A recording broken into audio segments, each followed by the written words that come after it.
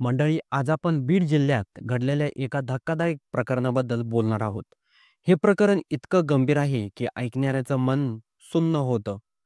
एका महिला शिक्षकाने माजी जिल्हा परिषद सदस्य नारायण शिंदे यांच्यावर 16 वर्षापासून लग्नाचा आमिष दाखवून वारंवार बलात्कार केल्याचा आरोप केला आहे.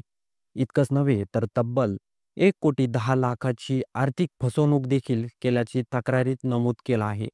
आणि सध्या आरोपी फरार आहे. पोलिसांकडून त्याचा शोध सुरू आहे. चला, आज आपण या प्रकरणाचा सविस्तर आढावा घेऊया. बीड जिल्हा महाराष्ट्रातील एक महत्त्वाचा जिल्हा आहे. पण गेल्या काही वर्षात इथे गुन्हेगाराचं प्रमाण झपाट्याने वाढताना दिसत आहे.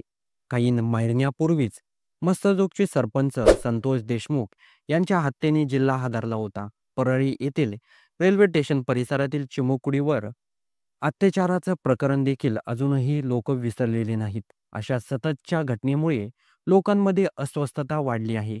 याच पार्श्वभूमीवर आता हे प्रकरण समोर आलं आहे. आरोपी हा एक माजी जिल्हा परिषद सदस्य असल्याने या प्रकरणाकडे संपूर्ण जिल्ह्याचं लक्ष लागून आहे. पीडित महिला शिक्षिका बीड जिल्ह्यातील एक आहे. तिने अनेक आरोप त्या व्यक्तीवर लावले आहेत. 2006 पासून आरोपी नारायण शिंदे यांनी त्याच्याशी ओळख वाढवली. तिला लग्नाचं आमिष दाखवलं. "मी तुला लग्न करून घेईल" असं सतत सांगितलं. या विश्वासात तिने नातं स्वीकारलं. पुढचे 16 वर्ष आरोपीने तिच्याशी वारंवार शारीरिक संबंध ठेवले, पण लग्न केलं नाही. महिलेने स्पष्टीकरण दिलं आहे की हे संबंध फक्त लग्नाच्या आमिषाने माझ्यासोबत केले, पण माझी फसवणूक झाली आहे, असं त्या महिलेने स्पष्टीकरण दिलं आहे. या प्रकरणात फक्त शारीरिक अत्याचार नाही, तर मोठी आर्थिक फसवणूकही झाली आहे. आरोपीनं तिला सांगितलं आहे की मी तुला घर घेऊन देतो. या आमिषाला भुलून महिलेने हळूहळू आरोपीला मोठ्या मोठ्या रकमा दिल्या. तब्बल 1,10,00,000 रुपये आरोपीनं घेतले, मात्र घर घेतलं नाही आणि पैसेही परत केले नाहीत. इतक्या वर्ष ही महिला शांत बसली, कारण तिला लग्न होईल अशी अपेक्षा होती.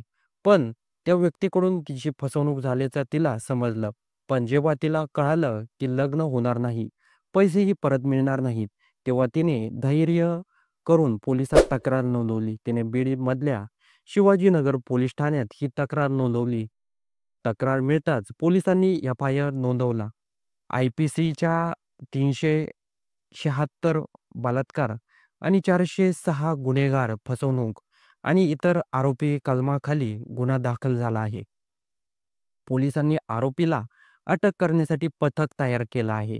आरोपी सध्या फरार आहे. पोलीस आरोपीचा शोधाशोध करत आहे. हे प्रकरण अत्यंत धक्कादायक आहे, कारण आरोपी हा एक माजी लोकप्रतिनिधी आहे. म्हणजे समाजात प्रतिष्ठित व्यक्ती मानला जातो. अशा व्यक्तीकडून 16 वर्ष एका महिलेवर अन्याय होणं अत्यंत गंभीर बाब आहे. इतकं मोठे आर्थिक फसवणूक केल्याने समाजात भीती आणि अविश्वास पसरत आहे.